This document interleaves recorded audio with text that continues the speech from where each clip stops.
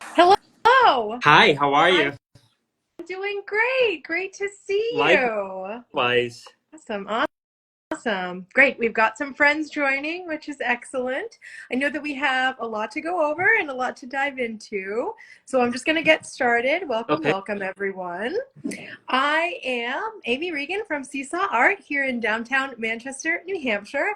And tonight we're so glad to have Stephen Cabral joining us from Somerville, Massachusetts.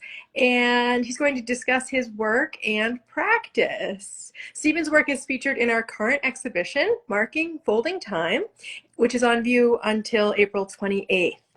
Welcome, Stephen. Okay. I'm going to give you a little bit of an extra introduction here. Stephen Cabral was born in 1978 and is a Boston-based painter whose work has been shown throughout the Northeast. He holds a BFA in painting from Massachusetts College of Art and Design and an MFA from Lesley University. He currently lives and works in Somerville, Mass, which is where he's joining us from right now. I love the Yep. internet. It's wonderful, isn't it? It is. It's so much fun, especially when working with artists from all over, and then really getting in front of everybody. I see a bunch of people joining, and we really, really appreciate that. It really adds to the conversation. So, anybody who has any questions at any time, please pop them in the chat. And yeah, let's get going. All right. So glad to have you in this exhibition. It is such a beautiful one with lots of conversation and ideas online and mark making and honestly abstract work. You can see Stephen's work right behind me, this large piece, which I love.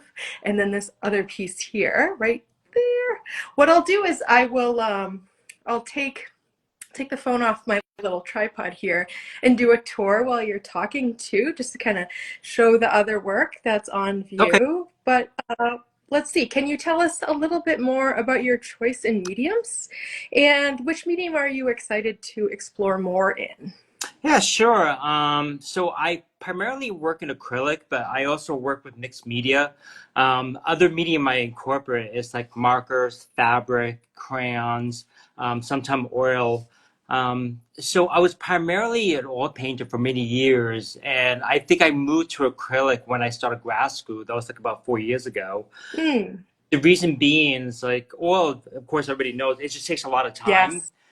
And in grad school, it's like we didn't really have that much time. So I wanted to like really learn my new awakening as quickly as possible. So I'm like, all right, well, acrylic would be the perfect medium to work with. Yes.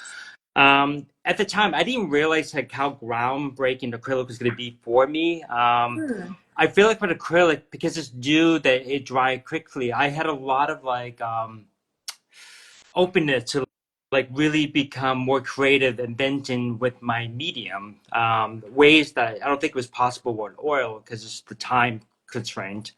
But lately I have been thinking about going back to oil again because I'm kind of curious to see what my oil looks like now. Yeah. Since the language has changed quite a bit. I think when I first showed my work years ago, you see the Yukio was like encaustic. It was like really hard edge, geometric. And now my work is still geometric, but it's more organic. So I'm kind of curious to see what the oil can, what it can say to me, I guess, what it can offer to me, what like my new language, I would say. Yeah, for I sure. think that's where I'm most excited about. It's just kind of re-explore like the oil medium again eventually. So Yeah, that's really interesting where you're sort of reacting to the time constraints that the mhm. program sort of put on you in a way, Yeah, yeah. where now you have so much more of an in-depth knowledge of like the forms that you're making. And I would really love to see that. Yeah, it seems like you're working in a number of mediums, specifically in the piece behind me. I love that thickness that the pink has. Hmm. And then I really love the lines up towards here and around at the bottom there as well. And yeah, it's really fun that you're able to really cohesively use a lot of these mediums. And the other one too that I love is this Yeah. brown ones. Can you tell me a little bit about that and how this painting came to Yeah. be? So that was like so the series you're looking at right now, that's kind of the newer series. I'm trying to figure it out is to really work arbitrarily. So Interesting. Yeah. my thing is, it's like I need to look at something as a reference. just to really help me kind of like create that language because it's an opportunity to be really inventive. And over here, it's like I'm not really looking at anything. So I was using the opportunity to really just like the medium to do all the work and all the talking for me. And I kind of really work arbitrarily and just kind of really Mm, build layer after layer, not really sure what the end product's going to look like. That little piece over there yes. is like, I think underneath it, it's just like a bunch of like pores I've done. And I kind of put paper on Okay. top of it and some medium to make it a little bit more archival. The reason why I love like mixed media is like I love working with acrylic, but when I introduce like fabric, paper, marker, Mm, crayons, it does something to the surface in a lot of ways. It kind of creates a shift. yes. Um, so it kind of creates like a new form of like what space can be conveyed in a painterly language, which I'm really interested in. So it's like, Yeah, that makes sense. And you really get a sense of those layers in this piece and a couple of other small pieces that we currently have on view, you know, where you can like really see that experimentation and like you're learning as you're building the works themselves, which is great that it comes through. You yeah, know, that's what I would have said yeah, without hearing from you, which I feel like is a testament to the work for yeah. sure. Yeah, I'm always looking for the surprises, the happy accident that like Bob Ross would say, you know what I mean? Like Yes. no accident, happy accident. Cause that's like the magic of painting, you know what I mean? That's like where all the magic of like language is created. It's the unknown, you know, this nebulous area like paintings that you can't really control at all. So Definitely. And I always think about this. It's really hard to live in that space. yeah, yeah, When right? you Like, don't know what the known is, or you're like, yeah, okay, I'm just gonna like try and figure it out. And I was part of a project yesterday where it was like, we don't know what the answer is, and we're not sure where we're going, but we're gonna play, we're gonna have a good time, and then we're gonna see what happens. yeah, And it was really, really fun.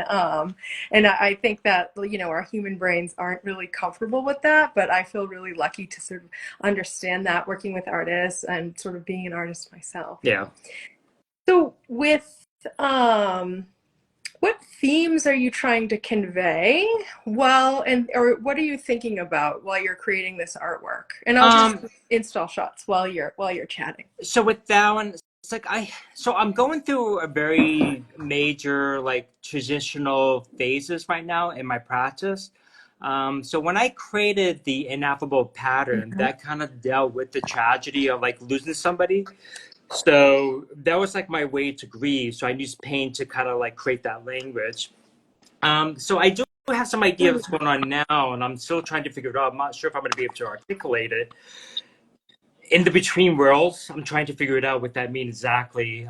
So the between worlds I'm talking about, like it could be like life transitional to death, like Yeah. hot versus the cold. Something's just the opposite. Something is on the verge of something. Something on the verge of becoming something. I just don't know what that something is yet. And Hmm. that's kind of where I was thinking with this series. It kind of really so I think with this series, I was like thinking about it kind of really is for like the life and death. And I think a lot Hmm. of way that was for me to accept that like death is inevitable. It's just gonna happen, and just make peace with it. So that I think maybe that language kind of helped me kind of tiptoe into another area, like a possibly new series that I'm kind of thinking about. So yeah, so I wish I could articulate it more because I'm still doing the writing and exploring. One thing is happening right now is like I'm kind of slowly reintroducing landscape and figurative back Hmm. to my work. I'm kind of thinking about it, but still be really abstract.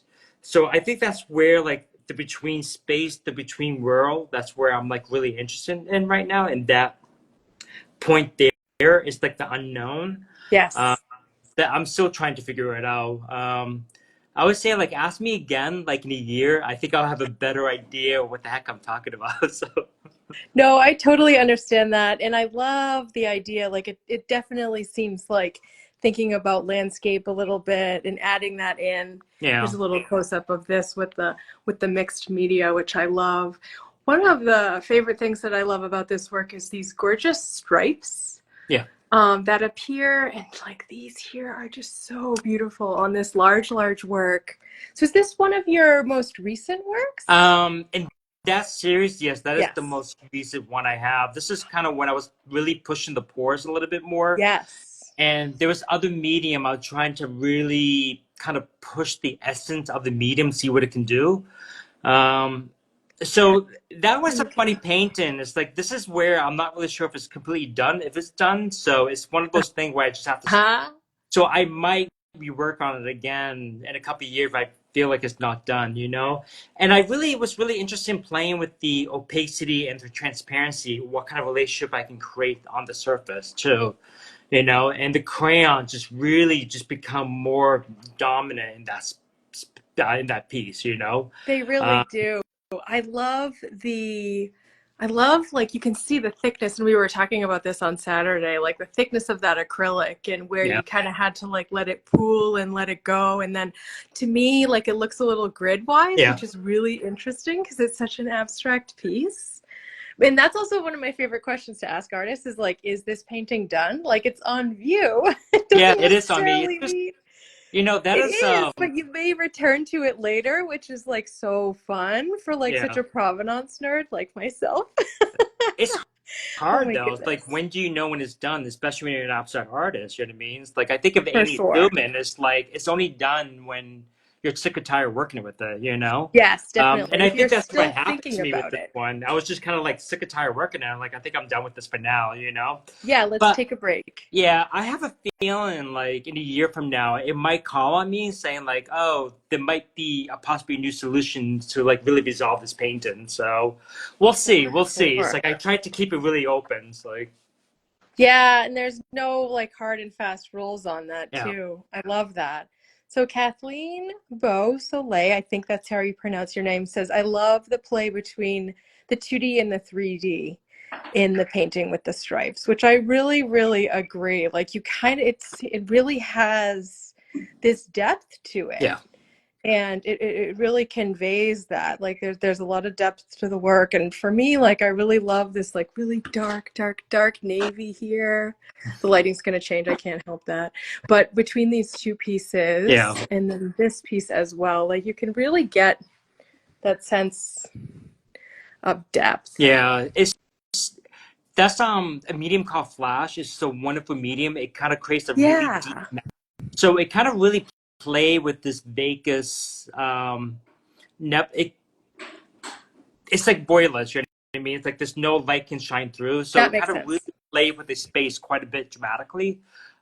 It's really beautiful. It works really well on panel, and it works really well, wonderfully on paper.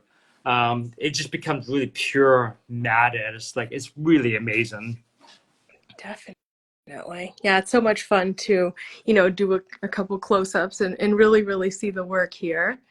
Yeah. So, what is coming up next for you? What are you thinking of? What do you have any shows coming up? What are the ideas that you're diving into the studio? Yeah, so I'm still exploring in my studio practice. I have a couple works I'm going on right now, and it kind of plays with colors a little bit more. Interesting. So Yeah. my most recent work I'm working on, I kind of incorporate landscape. So I'm trying to really abstract the landscape. You actually can see it on in my Instagram accounts. I do share a lot of like Yeah. progress shots. Just don't get too attached to it because it does change over time, you know. Yes, So. for sure. Um, so let's see shows. So I do have a current show. I'm part of a group show called Reshape and Abstraction at the Concord Art Center, and I will be part of the panelist discussion on Thursday at 6 p.m. So if anybody's Excellent. in the area, please feel free to come in. I have two pieces there. And I'm going to have a three-person show, in fact, with Tracy Hayes and Kelly Lear at the South Shore Art Center. So that's going to be a great show, a big show. That's going to happen, I think, on September 12th. That's the opening. Great. And this is a possibility of talk. So, Excellent. yeah, and Congratulations for that. thank you. Thank you. And I have a couple shows I applied for. So I'm just kind of waiting to see if I got accepted or not. So, Yeah, for sure. Can you tell us a little bit like about your studio yeah. practice and like is it a daily thing? Is it a every Monday thing? Like sort of how are you interacting with that and honestly like making the time and space in your life to be able to create Yeah, work? so it's tough. I work full time and I also teach part time. So the only time I can really work in the studio is mostly on weekends Yeah. and evenings. Yeah. So, but I am lucky that my position I can work remotely. Nice. So I'm able to like, so for example, like on Sunday night, work a little later because I don't have to get up so early because I'm working. Yes. So that makes a big difference. So my studio space, my practice is interesting. So I can't listen to music in my practice because I tend to like think external quite a bit. So I do Yeah. listen to a lot of like audiobooks and podcasts. That kind of helps me, I guess, want to say like disassociate with myself and just kind of really focus on the painting. You know what I mean?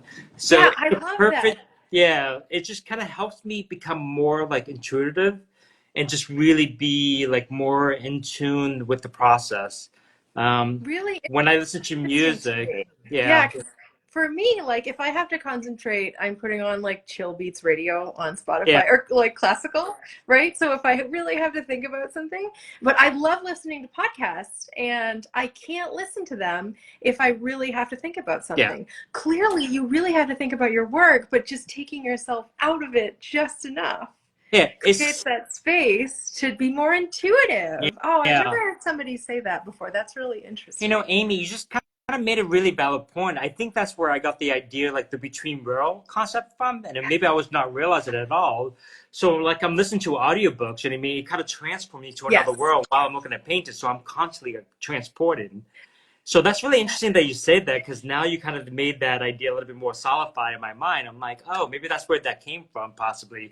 Well, Yeah. one source is that's where it came from. So I feel like for a lot of artists, they want to like learn more about their work, but you have to take a step back or you have to like not have a veil over it, but you have to either have time yeah, or space, which is really tough. So I can definitely see how listening to a book or a podcast, something completely beyond where your mind is sort of yeah, occupied.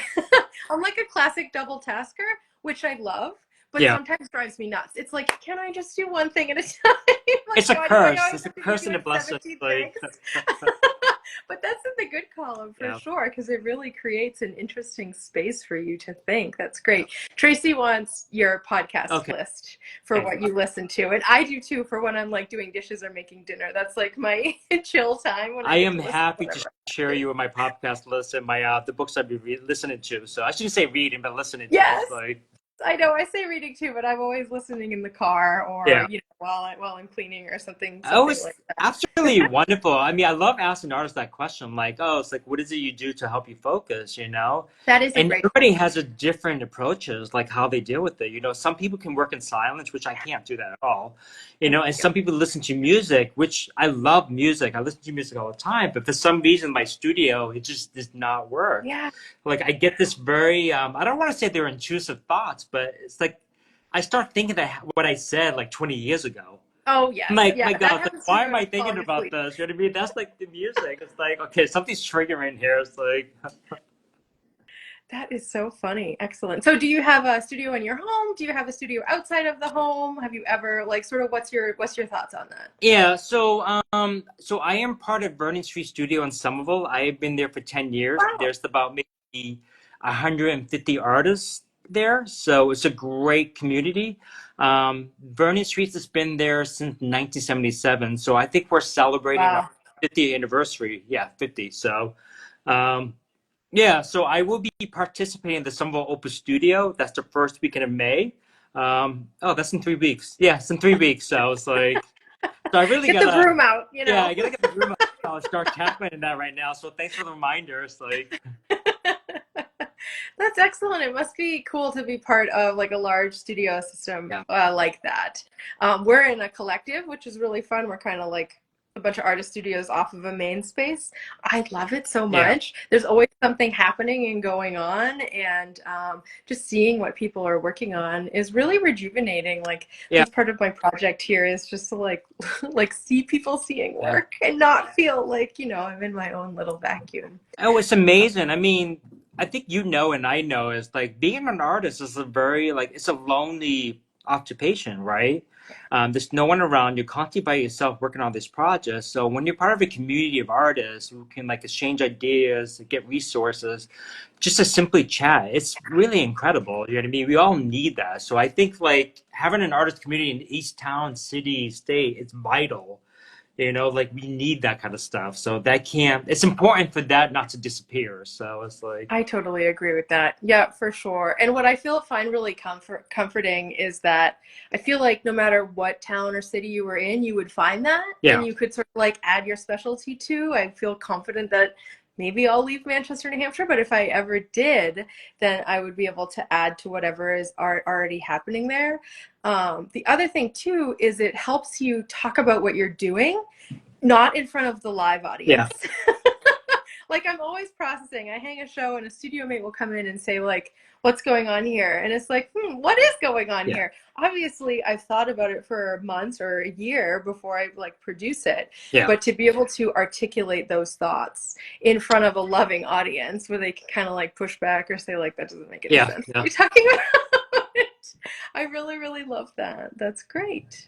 What's the best way to keep in contact with you? Is it Instagram, email, your website? What's the best way? I would say like Instagram is my primary like communication platform. I go there a Yeah. lot. There's also my website, which shows more the complete work. Um, and my email address is on there as well. So that's another Perfect. perfect venue to contact me if anybody wants to reach out to me for a studio visit or just to chat, like whatever.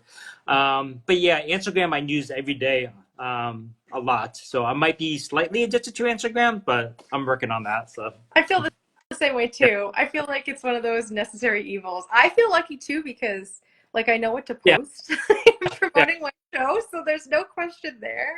But it's such a fun way to find out about things that are happening, what artists are going on. I always see something that I'm like so excited yeah. about attending or supporting. Yeah, there's a whole world out there. So Instagram is wonderful for It artists, you know. really So yeah, is, yeah, for sure. It's funny because I think about my work here at CSAR, my work at the Rochester Museum of Fine Arts, and it's like without the internet, I don't know. yeah, Like, it yeah, would be back to like flyers and my phone number. So I feel like those things wouldn't really exist without it. So I'm such a nerd. Like every time I click Google Chrome and it doesn't have to go to like the dial-up, I'm like, yeah, here, like this is. And I'm a marketing coordinator. I work from home every day, and I still like love it so yeah. much because I remember that pain as a kid.